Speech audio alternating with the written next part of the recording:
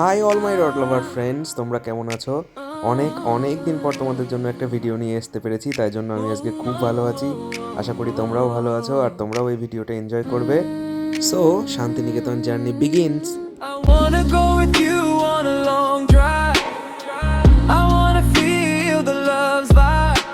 I'll laugh, I'll cry, I'll explore that feeling. I'll sing, I'll dance, would help for healing. যদি পারি ফেলে যেতে পেছনে যত বিরহ ভাবনায় মনে, হাওয়ায় ভেসে যাব দূরে ওই নাম না জানা পাখির মতো। আমরা যেদিক দিয়ে আসলাম সেদিক থেকে আসতে গেলে বোলপুর স্টেশনটাই সামনে পড়ে, তাই এখন এই হোটেলে যাওয়ার আগে ভাবলাম যে সামনে এখানে মিউজিয়ামটা আছে সেটা দেখে যাই। স্টেশনে ট্রেনে উঠে বাড়ি চলে যা।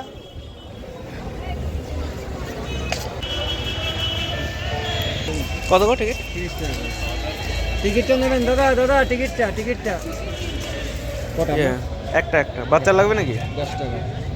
তাহলে একটা পে করবেন। হ্যাঁ। টিকিট এখানেই করতে হয়? এই মিউজিয়ামে আমি অনেকবার এসেছি, তাই জন্য আমি আর ভিতরে ঢুকলাম না। ওরা ঢুকেছে 30 টাকা করে টিকিট, আর বাচ্চাদের জন্য টিকিট 10 টাকা। আর এমনিতেও ভেতরে ভিডিওগ্রাফি এলাও নেই, তাই আমি যদি ভেতরে ঢুকতামও তোমাদেরকে দেখাতে পারতাম না ভিডিও করে কী কী আছে। রবীন্দ্রনাথ ঠাকুরের সমস্ত কিছু এখানে আছে, একদম রবীন্দ্রনাথ ঠাকুরের ছোটোবেলা থেকে শুরু করে রবীন্দ্রনাথ ঠাকুরের মৃত্যুসজ্জা পর্যন্ত যত রকমের ছবি হয় সব রকমের রিয়েল ফটো এখানে তোলা আছে। তাছাড়া রবীন্দ্রনাথ ঠাকুর যে ট্রেনের কামরায় করে শান্তিনিকেতনে আসতেন কলকাতা থেকে, সেই কামরাটাও এখানে রিজার্ভ করা আছে।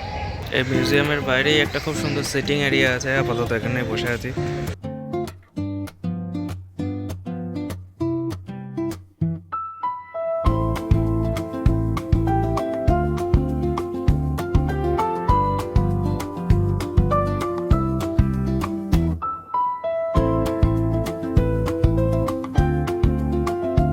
আমাদের মিউজিয়াম ঘোরা হয়ে গেলে আমরা চলে এসেছিলাম রিসর্টে। এই রিসর্টের ফুল ইনফরমেশন তোমাদেরকে দিয়ে দেবো। এত দূর জার্নি করে আসলাম তো একটু স্নান খাওয়া দাওয়া করি, একটু ফ্রেশ ট্রেশ হয়ে যায়। তোমরা চিন্তা করো না, রিসর্টের ইনফরমেশন তোমরা ঠিক পেয়ে যাবে। রেস্টুরেন্ট কোন সাইডে? উপরে?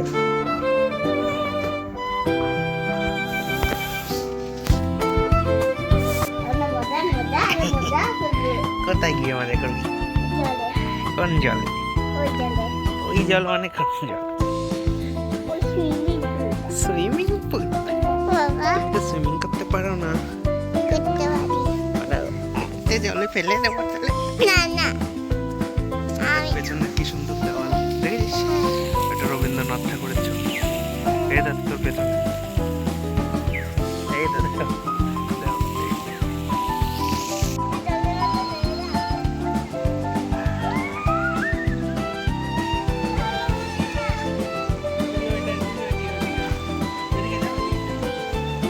মামা, তোমার ফুল কই?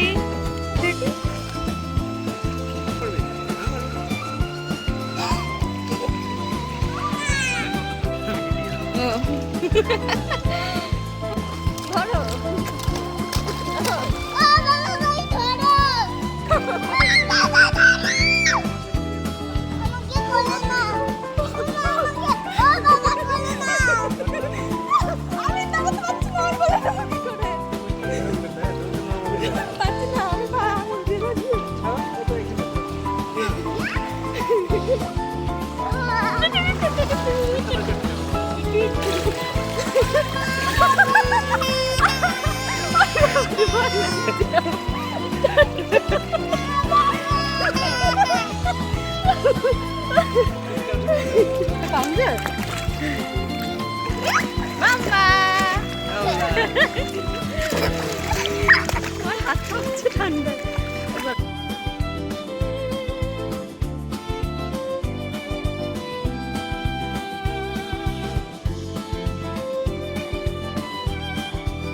এদিকে আসো, সাঁতার কেটে।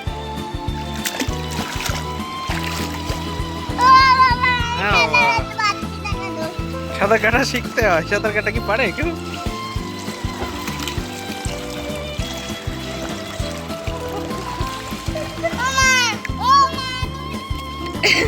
সোনা মাম,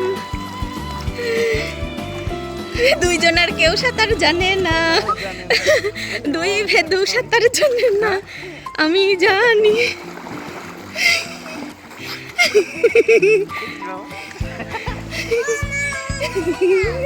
পা দিয়ে ঠেকিয়ে ঠেকিয়ে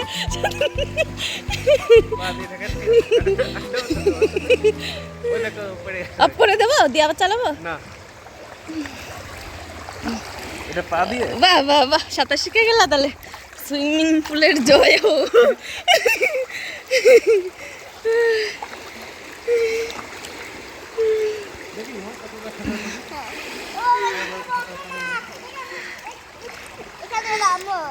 সুইমিং পুলে স্নান ধান কমপ্লিট। এখন যাই দেখি একটু রেস্টুরেন্টটাই, দুপুরবেলা লাঞ্চ করব। রেস্টুরেন্টে গিয়ে দেখি মেনু টেনু কেমন আছে। এখানে ঢুকেই যদিও বা আমাদের খাবার দাবার অর্ডার দেওয়া হয়ে গিয়েছে। মোমরে, তুমি কি খাবা? আমি চিকেন ভাত হ্যাঁ, আর আর খাসির মাংস দিয়ে ভাত।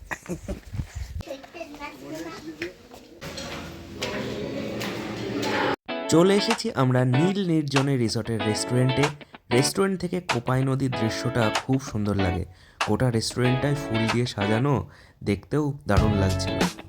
আমরা লাঞ্চে অর্ডার দিয়েছিলাম ভেজ থালি, আর তার সঙ্গে 1 plate chicken, 1 plate mutton.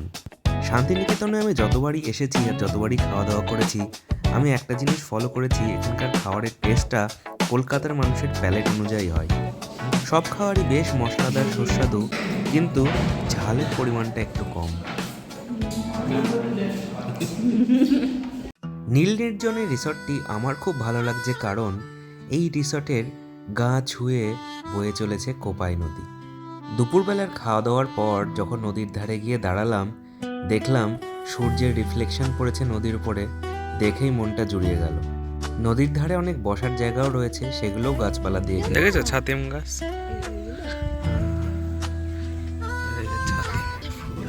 We left behind those narrow lanes.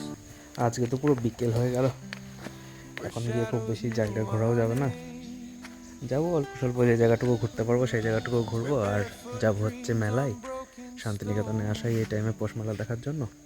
রিসর্টটা বেশ ভালোই। রিসর্টের ভিডিও করবো কালকে সকালবেলায়, যখন এখান থেকে বেরোবো তখন একটা ভালো করে ভিডিও করব। সেই ভিডিওটা রিলসে দিয়ে দেবো, নাহলে এই ভিডিওটা বড় হয়ে যাবে বেশি। এখন একবার কোপাই নদীর ধারে যাই, গিয়ে দেখাবো তোমাদের। এখনো সূর্যাস্ত হয়নি, 3:30 মতো বাজে। হ্যাঁ দোল, আয় নদীর ধারে যাই একটু। ও, We left behind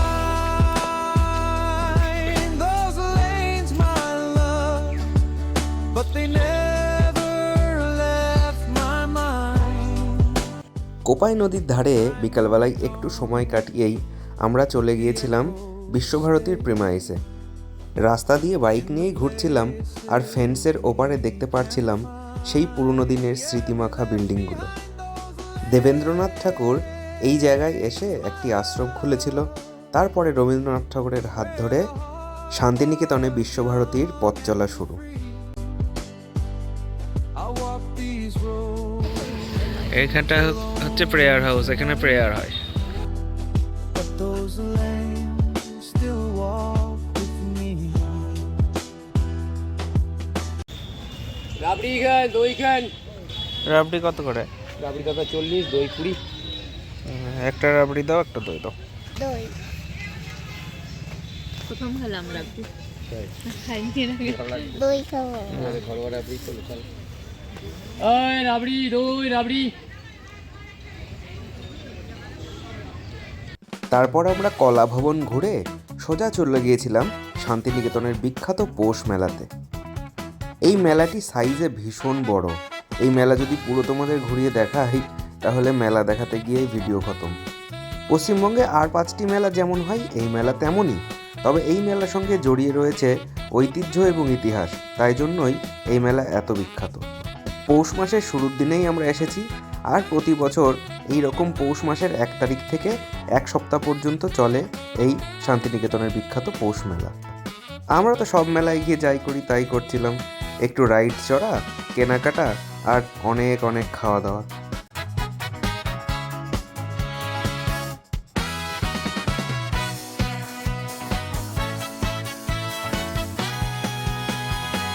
কি কিনলি?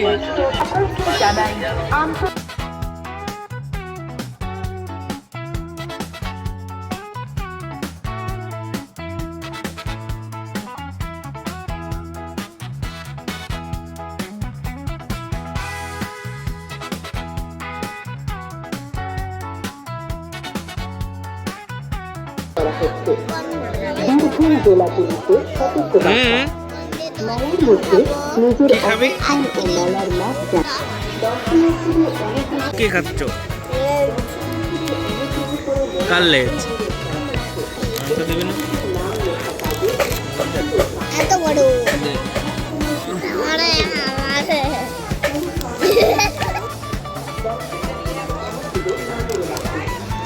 50 টাকা দাম নেবে আর মোটামুটি 600-700 টাকার মতো মাছ দিয়ে দেবে পুরো একটা ভেটকি গোটা। মেলা দেখা হয়ে গেলে আবার আমরা ফিরে এসেছিলাম আমাদের রিসর্টে।